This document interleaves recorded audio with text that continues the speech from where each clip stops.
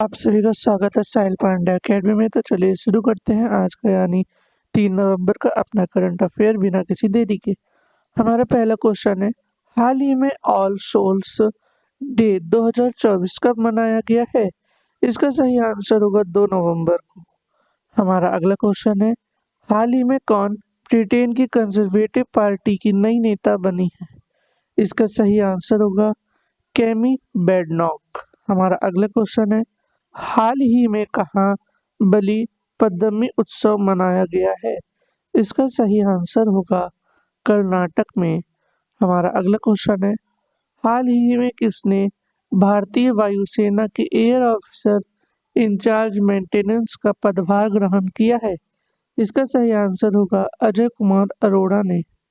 हमारा अगला क्वेश्चन है, हाल ही में कौन ऑस्ट्रेलिया और सिंगापुर की 6 दिन की आधिकारिक यात्रा पर गए हैं? इसका सही आंसर होगा डॉक्टर एस जयशंकर। हमारा अगला क्वेश्चन है, हाल ही में रोहित बल का निधन हुआ, वे कौन थे? इसका सही आंसर होगा फैशन डिजाइनर। हमारा अगला क्वेश्चन है, हाल ही में कोल इंडिया लिमिटेड ने अपनी स्थापना के 50 वर्ष पूरे होने पर कब स्वर्ण जयंती मनाई है? इसका सही आंसर होगा 1 नवंबर को।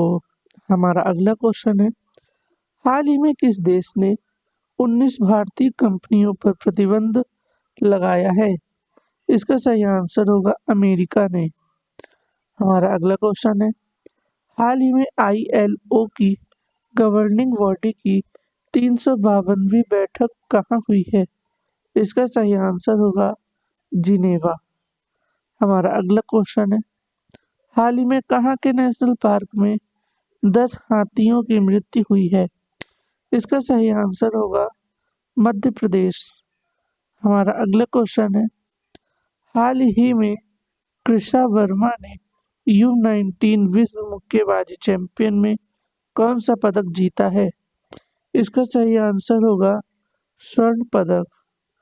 हमारा अगला क्वेश्चन है, हाल ही में RBI ने विदेश में रखा कितने टन सोना भारत मंगवाया है?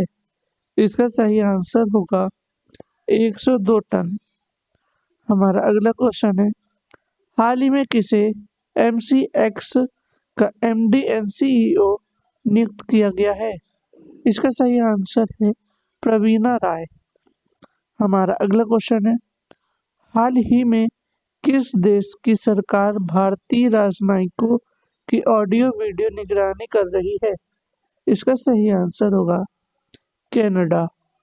हमारा अगला क्वेश्चन है, हाल ही में किस देश में भीषण बाढ़ की वजह से 200 से अधिक लोगों की मृत्यु हुई है? इसका सही आंसर होगा स्पेन।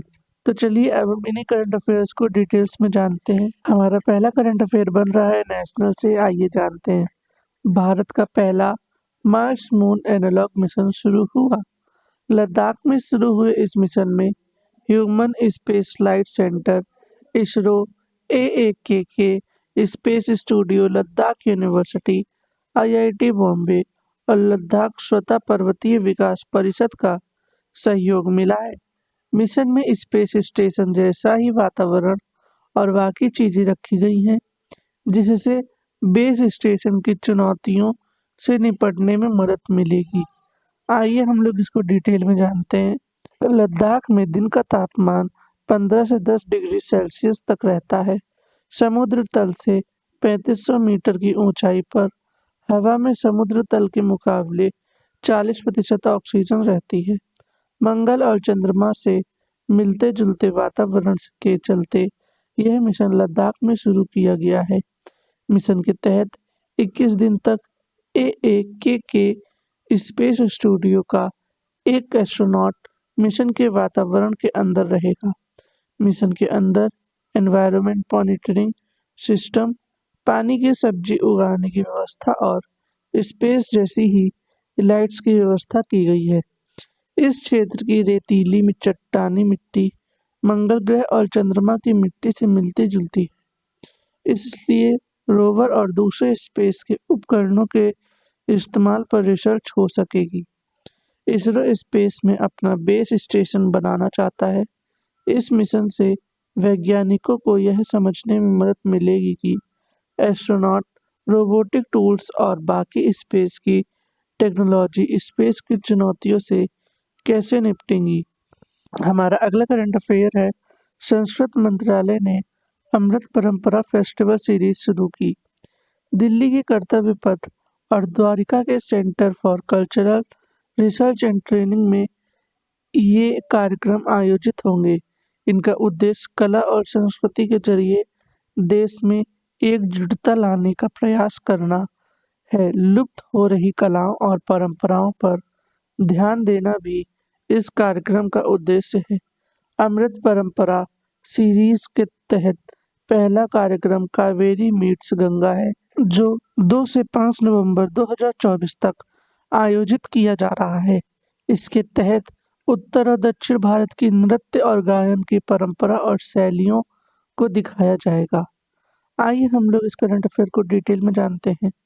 कावेरी मीट्स गंगा तमिलनाडु के प्रसिद्ध मार्गजी उत्सव के लिए श्रद्धा के प्रतीक जैसा है, जो कि तमिल कैलेंडर के मार्गजी महीने के दौरान चेन्नई में आयोजित होता है।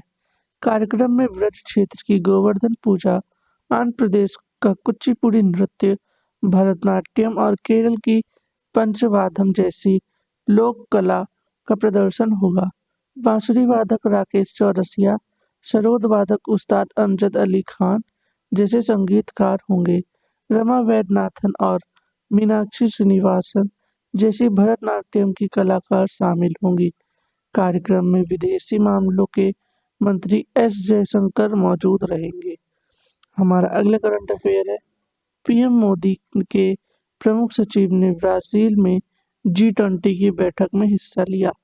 प्रधानमंत्री के प्रधान सचिव डॉक्टर पी.के. मिश्रा के नेतृत्व में भारत के एक हाई डेलीगेशन ने G20 के disaster risk reduction working group यानी कि DRRWG की मीटिंग में हिस्सा लिया। 30 अक्टूबर से 1 नवंबर 2024 तक ब्राजील की बेलेम में यह बैठक हुई। आम सहमति से आपदाओं के खतरों को कम करने के लिए पहली मंत्री स्तरीय घोषणा पर सहमति बनी है। आइए हम लोग इसको डिटेल में जानते हैं। G20 देशों की भारतीय अध्यक्षता के दौरान DRRWG की प्राथमिकताएं तय हुई थीं। पी.के. मिश्रा ने ब्राजील की मीटिंग में इन पर जोर दिया है। आपदा प्रतिरोधी इंफ्रास्ट्रक्चर के लिए गठबंधन यानी CDRI प्रधानमंत्री मोदी की पहल है। CDRI में 40 देश और 7 अंतर्राष्ट्रीय संगठन सदस्य के तौर पर शामिल है। पी.के. मिश्रा ने आपदा का खतरा कम करने के लिए संयुक्त राष्ट्र के बनाए सेंडी फ्रेमवर्क को लेकर भारत सरकार की प्रतिबद्धता के बारे में बताया। इस दौरान भारतीय प्रतिनिधि ब्राजील और दक्षिण अफ्रीका के मंत्रियों से भी मिले। जापान, नॉर्वे, दक्षिण अफ्रीका, दक्षिण कोरिया और जर्मनी जैसे देशों के मंत्रियों से भी भारत की द्विपक्षीय बैठक हुई। G20 की भारतीय अध्यक्षता के दौरान DRRWG इनिशिएटिव की शुरुआत हुई थी। अगले साल ब्राजील में G20 बैठक होनी है। तो इसी के साथ आज के हमारे करंट अफेयर्स खत्म होते हैं। वीडियो को लाइक करें, शेयर करें और सब्सक्राइब करना बिल्कुल ना भूलें। हम कल फिर मिलेंगे अपने डेली करंट अफेयर्स के साथ।